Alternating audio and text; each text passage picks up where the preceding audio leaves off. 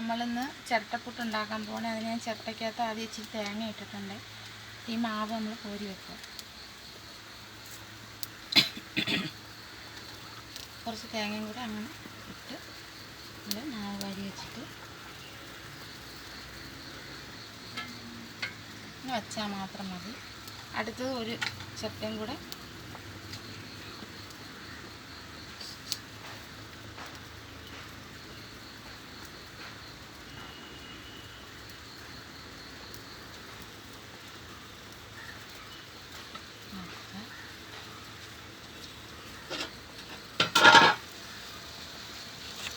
നമ്മളിത് വെച്ച് അടയ്ക്കും.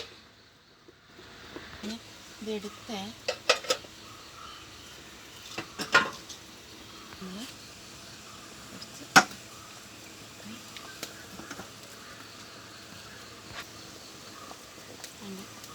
നമ്മൾ ഇന്ന് ചിരട്ടപ്പുട്ടാണ് ഉണ്ടാക്കിയത്. അപ്പോൾ നമ്മൾ ചിരട്ടപ്പുട്ട് ഉണ്ടാക്കുന്ന പാത്രം നമ്മുടെ കയ്യിലില്ല. അപ്പം ഞാനിങ്ങനെയാണ് ഉണ്ടാക്കുന്നത്. അപ്പോൾ അതിന് ഞാൻ കടലക്കറി വെച്ചിട്ടുണ്ട്. കണ്ടേ, ഇന്ന് കടലക്കറിയും ചിരട്ടപ്പുട്ടുമാണ് ഉണ്ടാക്കിയത്. അപ്പോൾ എൻ്റെ ചാനൽ ഇഷ്ടപ്പെടുമെങ്കിൽ ഒന്ന് സബ്സ്ക്രൈബ് ചെയ്യുക. ചിരട്ടപ്പുട്ട് ഉണ്ടാക്കി ഇങ്ങനെ നമുക്ക് ചെയ്ത് നോക്കാം. അത് ചിരട്ട നമ്മൾ നല്ല രീതിയിൽ പുറമേ ചിരണ്ടി കളഞ്ഞിട്ട് നമ്മൾ ചൂടുവെള്ളത്തിയിട്ട് തിളപ്പിച്ച് വേണം നമ്മളത് ഉപയോഗിക്കാനായിട്ട്. കറ അന്നേരം പോകും ചിരട്ട.